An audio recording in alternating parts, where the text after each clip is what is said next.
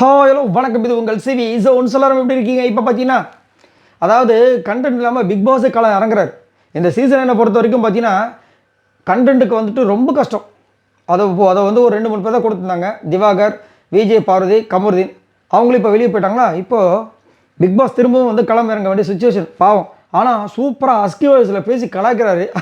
அது எதுக்காகனா, கானாவனத்தை வந்துட்டு ஒரு பக்கம் ஒரு வேலையை பண்ணிகிட்ருக்காரு, யாருக்கும் தெரியாமல். ஒரு தப்பான வேலை இல்லை. அது என்னென்னு பார்க்கலாம். அதுக்கு முன்னாடி பார்க்குற எல்லாருமே நம்மளோட சேனலை சப்ஸ்கிரைப் பண்ணிட்டு பாருங்கள், லைக் பண்ணுங்கள், கமெண்ட் பண்ணுங்கள், ஷேர் பண்ணுங்கள். இப்போ வாங்க இந்த வீடியோக்குள்ள போகலாம். என்னென்னா, கானாவோட தனியாக வந்து பேனர் எடுத்து பேப்பரில் பாட்டு எழுதிட்டு இருக்காரு. அதை வந்து யாருக்கும் தெரியாமல் கேமரா முன்னாடியே அங்கே கார்டன் ஏரியா எழுதிட்டு இருக்காரு. இந்த பக்கம் வந்து பெட்ரூமில் வந்து வழக்கம் போல் இவங்களாம் உட்காந்து பேசிகிட்டு இருக்காங்க. சபரி, அப்புறம் சாண்ட்ரா, விக்ரம், அரோரா எல்லாருமே. அப்போ தான் அங்கேருந்து அஸ்கி வாய்ஸில் பிக் பாஸ் பேசுகிறாரு. சபரி, விக்ரம் அப்படின்னு சொல்லுங்கள் பாஸ் அப்படின்னு. அதாவது வெளியே வினோத் வந்து யாருக்கும் தெரியாமல் வினோத் வந்து பேனா வச்சு எழுதிட்டுருக்காரு. அதுவும் கேமரா முன்னாடியே எழுதிட்டுருக்காரு. சரியா? நீங்கள் 2 பேரும் போய் அவர்கிட்ட பேச்சு கொடுத்து அவருக்கே தெரியாமல் அந்த பேனா எடுத்துகிட்டு வந்து ஷோரூமில் வச்சுருங்க அப்படின்றாரு. ஓகே பாஸ், அவங்களுக்கு ஒரு சிரிப்பு வருது. அதுக்கப்புறம் வந்துட்டு அப்போ ஏதாவது சொல்லுவார், நான் பாட்டு எழுதுனா ஏதாவது ஒன்று சொல்லுவார். அதெல்லாம் எனக்கு கவலையே கிடையாது, நீங்கள் வந்து எடுத்து வந்து வச்சுருங்க அப்படின்றாரு.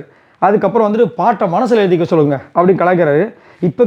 இப்போ கூட யார்கிட்டையும் பேசுகிறேன்னு நினச்சிக்கிட்டு கேமரா கிட்ட பேசிகிட்டு இருக்காரு அவர் அப்படின்றாரு. அதுக்கப்புறம் வந்துட்டு இதையும் சொல்லுங்கன்னாப்பா, இதுதான் ஹைலைட். என்னென்னா, இது ஒன்றும் தாய்லாண்டு கிடையாது, அதான் தயவு செஞ்சு பெண்ணை திருப்பி கொடுக்க சொல்லுங்கன்றாரு. அவர் விட்டாலும் இவர் விட மாட்டார் போல இருக்கு நம்ம வந்துச்சு.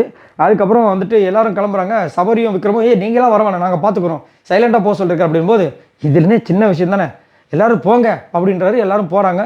அங்கே போய் நைஸாக வந்து வினோத்கிட்ட வந்து பேச்சு கொடுக்குறாங்க. செம்ம சிரிப்பு எனக்கு, என்ன நடக்குதுன்னு.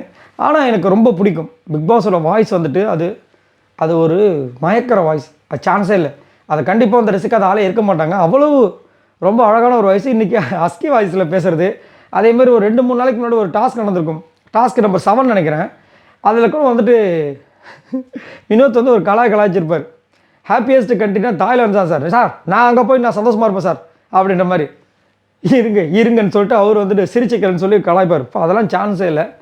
ஸோ நீங்கள் உங்களோட கருத்துக்களை சொல்லுங்கள், உங்களுக்கு என்ன தோணுது. அது மட்டும் இல்லாமல் எனக்கு தெரிஞ்ச டைட்டில் வின்னராக வினோத் தான் வரப்போகிறார். ஏன்னா மக்களோட ஓட்ஸ் பயங்கரமாக மாதம் வந்துட்டுருக்கு. இதை பற்றி உங்களோட கருத்துக்களை சொல்லுங்கள். பாய் நண்பர்ல.